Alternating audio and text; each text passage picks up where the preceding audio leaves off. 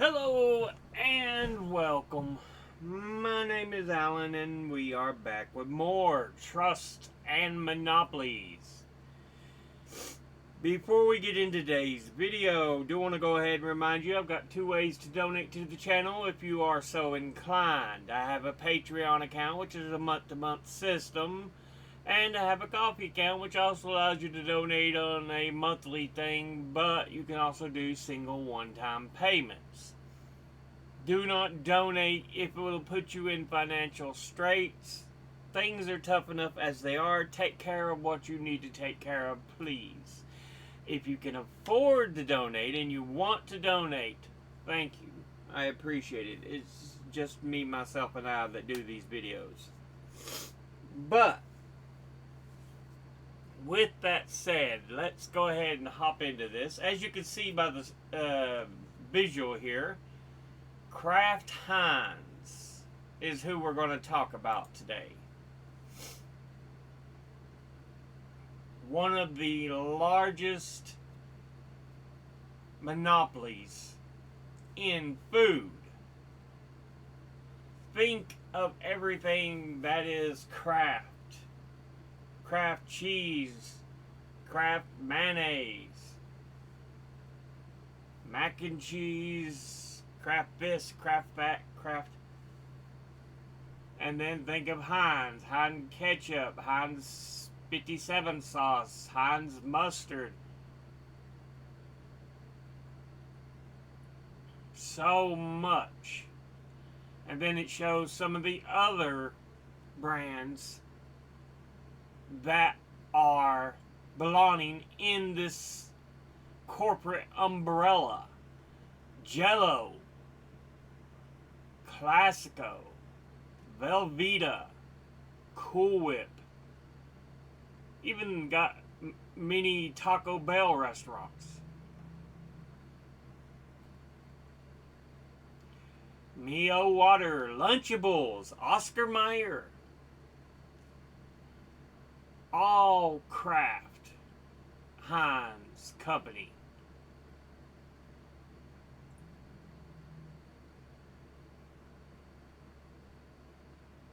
Philadelphia cream cheese.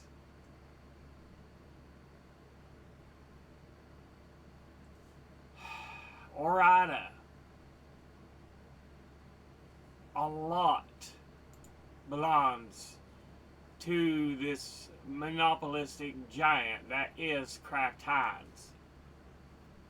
For shoppers, it might seem like choices galore at the store, but most of our favorite brands are actually owned by a handful of food giants, including KraftHeinz, General Mills, ConAgra, Unilever, and Del Monte. KraftHeinz was the result of a $63 billion mega merger in 2015, which was backed by Warren Buffett and a Brazilian private equity firm that appears 12 times in the top 4 firms for groceries, with products ranging from bacon, sour cream, and coffee to frozen meat substitutes and fruit juice. Yeah, it is a monopolistic giant.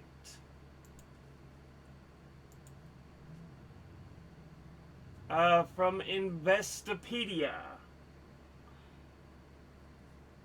This was as of January this year.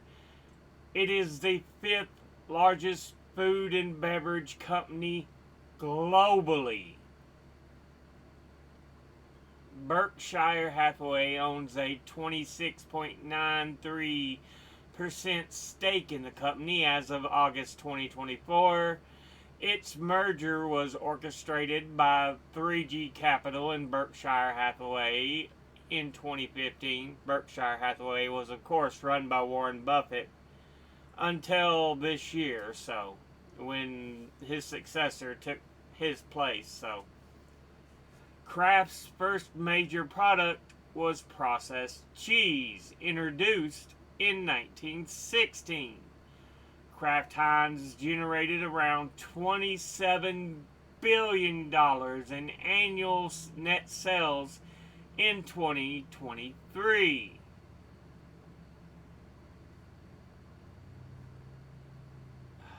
I hate when they put the little video crap up there. Fifth largest food and beverage company in the world, as a result of decades of takeovers in growth strategy that shows no signs of slowing down, which is not good for the business in general. And when I'm talking about business, I'm just talking about groceries. In 2017, the food products giant launched a $143 billion somewhat hostile bid of Unilever, but eventually shelved that plan. Yeah, we've already mentioned Unilever as being one of the biggest food giants in the U.S. So imagine them swallowing Unilever. How ridiculous that would be. With more than 200 household brands under its umbrella as of 2024. It has roots that date back to the late 1800s through its Pittsburgh-based Heinz line, and back to the early 1900s through its Chicago-based Kraft line. And we've already discussed how they merged in 2015 as a part of a massive deal, spurred on by 3G Capital and Berkshire Hathaway. And that was after decades of absorbing brands like Nabisco, Kool-Aid, Oscar Mayer. Yeah, you see so many names you recognize. And when you realize they're all under this one umbrella, you gotta stop and think, because they're not the only company like this in just grocery. I've done a video on the non-alcoholic beverage triumvirate, Coke, Pepsi, and Keurig Dr. Pepper, which own almost all sodas, a number of snacks. Yeah. It's shameful. But here we are. Who owns KraftHeinz Company? We mentioned Berkshire Hathaway having 26.93% stake as of September 2024. There are minority holders including BlackRock, Vanguard Group, and State Street Corporation. I mean, these are not good groups.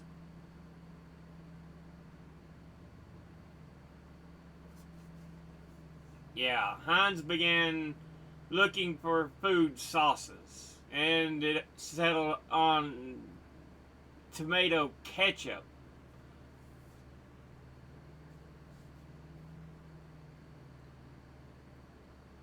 So yeah, and then Kraft, cheese, and processed cheese. Because before this, remember, cheese made the old-fashioned way, it didn't have a great shelf life necessarily. But Kraft sought to change that. And of course now, natural thing, hey, Kraft singles and a grilled cheese sandwich.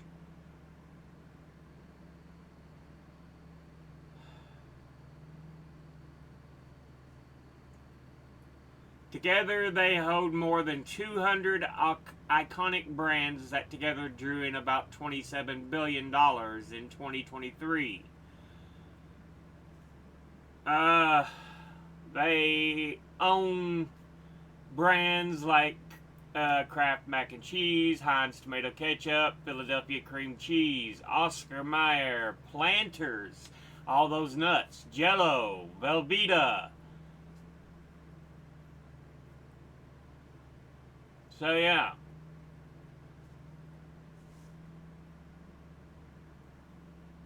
Let's see. Bottom line, it is the 5th largest food and beverage company globally that was formed through decades of mergers. And honestly, no company should be that large. It don't matter if it's Heinz, Kraft, or the other giants in the field like Unilever. And who are some of these other monsters out there? ConAgra, General Mills, Del Monte. Yeah, they shouldn't exist at that size.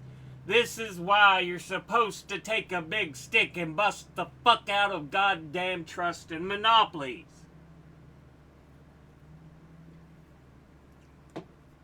But businesses bribe government to say, let us absorb who we want to absorb.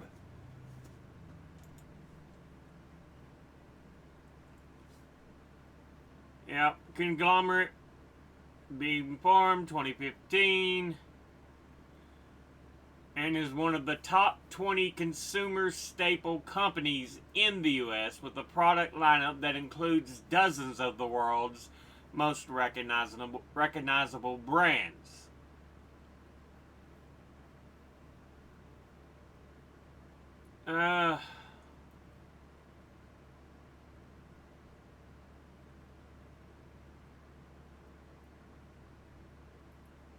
In September 2025, it announced plans to separate it into 2 publicly traded companies by the second half of 2026, so not quite there yet.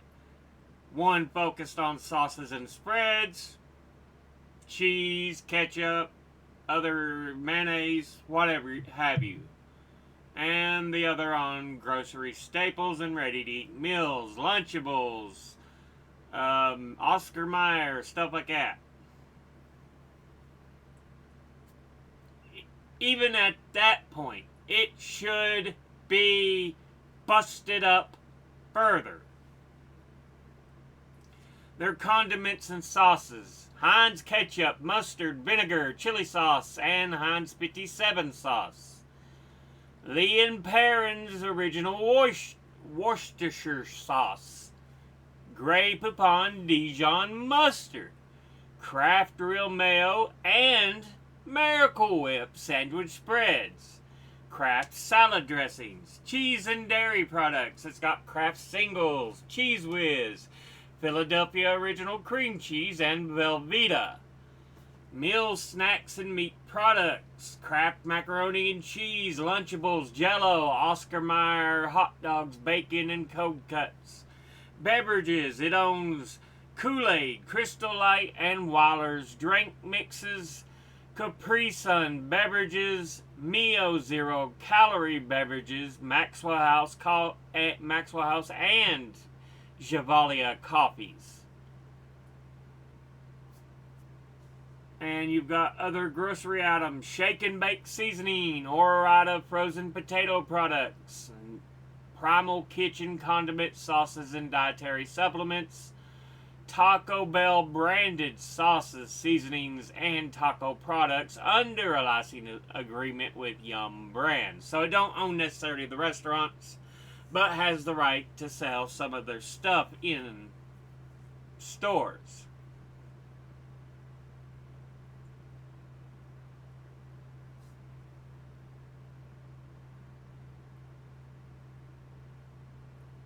But yeah, just an example of one company that needs busted up. The co-headquarters, one in Chicago, and I assume the other's in Pittsburgh, since that's where they started, yeah. Because Heinz was from Pittsburgh and Kraft from Chicago.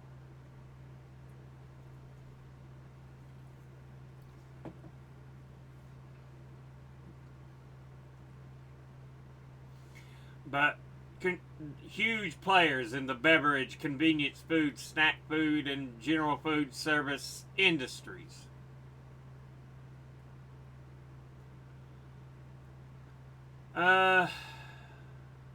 As we mentioned, yeah, they looked to break themselves up into two groups. Those were the two companies that combined to make them originally: Kraft Foods Group and the H.J. Heinz Company, to become KraftHeinz.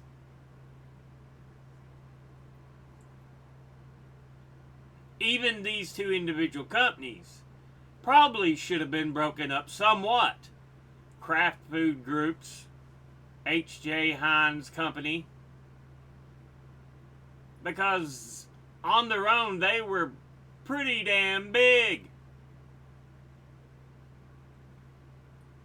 But they just continue to grow. They let these monsters just expand, expand, expand without regulation.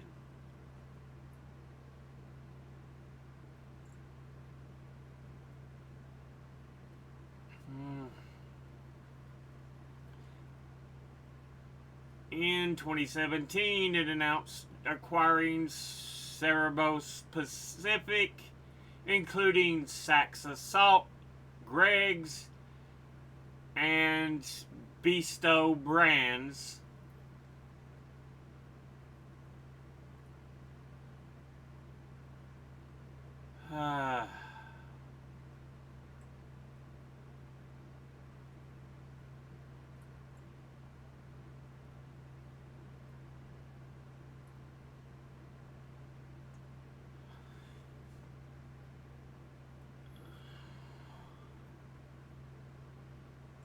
It, in 2019, achieved a 100% corporate equality index score from the Human Rights Campaign, recognized the company for its LGBTQ inclusion efforts and becoming a leader in the area among food CPG companies. And less than a month later, sold its Canadian natural cheese business, including the Cracker Barrel, Petit Quebec, and Amusa brands, to Parmalat.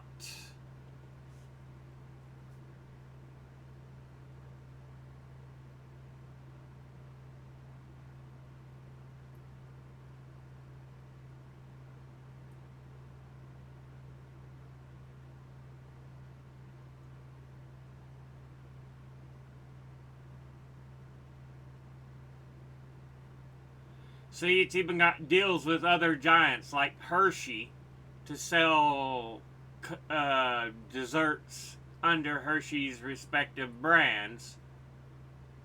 So they're even working together even when they're in different fields. So it's like, not only do they own certain things, but they work with these other giant monsters to make even more money.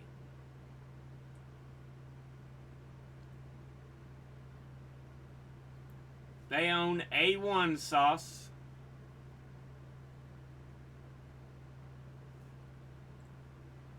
Baker's chocolate.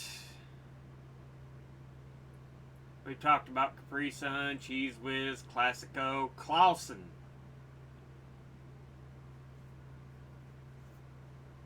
pickles, corn nuts, Crystal Light, Grey Poupon, HP sauce, Jell-O, Kool-Aid, Lee & Perrins, Lunchables, Maxwell House, Mio, Miracle Whip, Orada,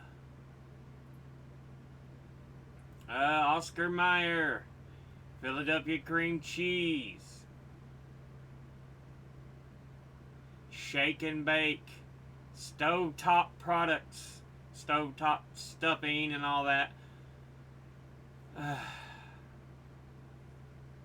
the TGI Friday meals you can buy in the grocery.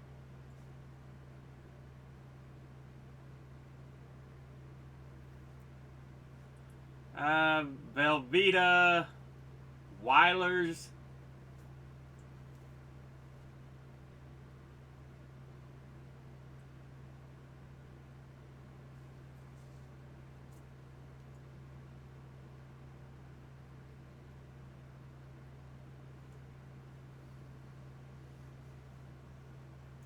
How much they make and their total profit.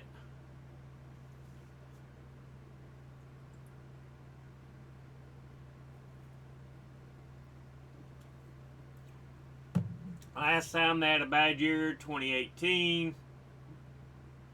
Rest of the time, they're doing well. And don't think it's just a profit at 1,000. This is in millions. So that's 1 billion, 32 million. Yeah.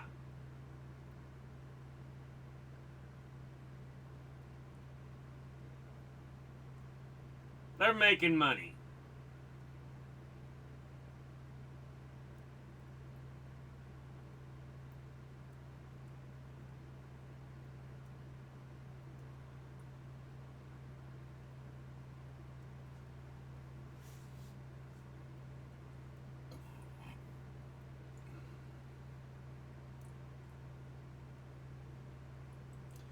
Controversies.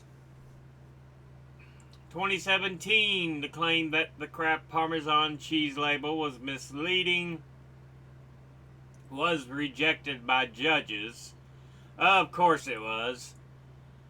The label reads Kraft 100% grated Parmesan cheese. It was argued that a reasonable consumer would know the product was not be 100% cheese, as any dairy product degrades quickly without preservatives. How would most of your consumers know when there's been a couple of generations who have never known anything but the processed shit? Fuck you. On December the 1st, 2023, a federal jury in Illinois awarded $17.8 million to several large food companies, including KraftHeinz, in a lawsuit against Cal-Maine Foods and others over allegations of egg price fixing. Cal-Maine Foods, contesting the verdict, insists on its innocence and the absence of wrongdoing in its business practices.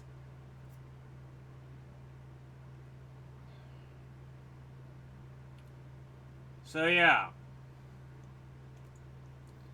So look at the KraftHeinz company. Like I said, these kind of monsters need to be broken up.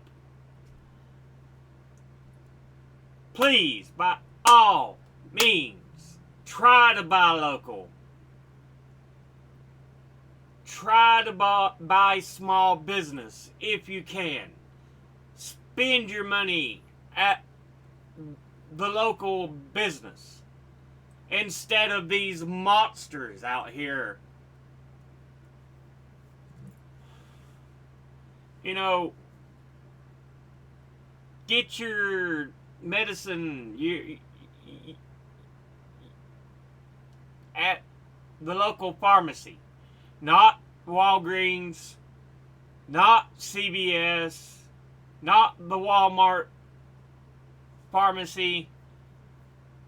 If you're going to spend your money, spend it local. Infuse it into the local businesses. Buy at the local grocery store instead of Kroger's, Piggly Wiggly's.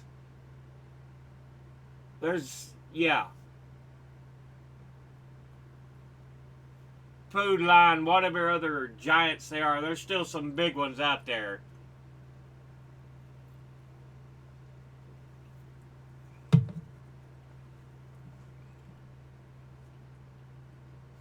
These are the best things we can do to fight back against these kinds of giants. Invest in the local businesses by shopping at the local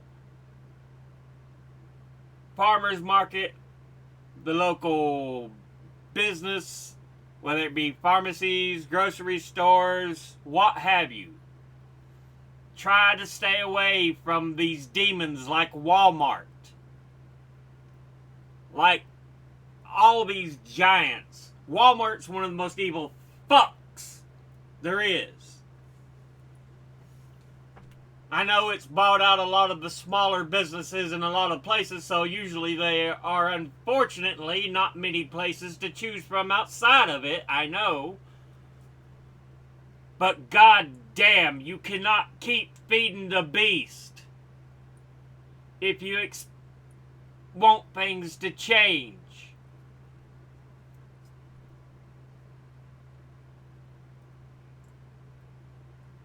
But with that, we'll go ahead and end this episode here.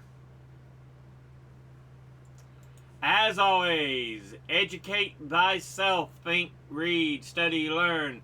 Someone tells you something you have trouble believing, ask them to cite their sources. It can't just be some tinfoil hat wearing sources or a bunch of anecdotes slapped together to try to make a source. I'll be putting my links and sources in the description box below the video. Thank you all for watching. I'll see you all in the next one.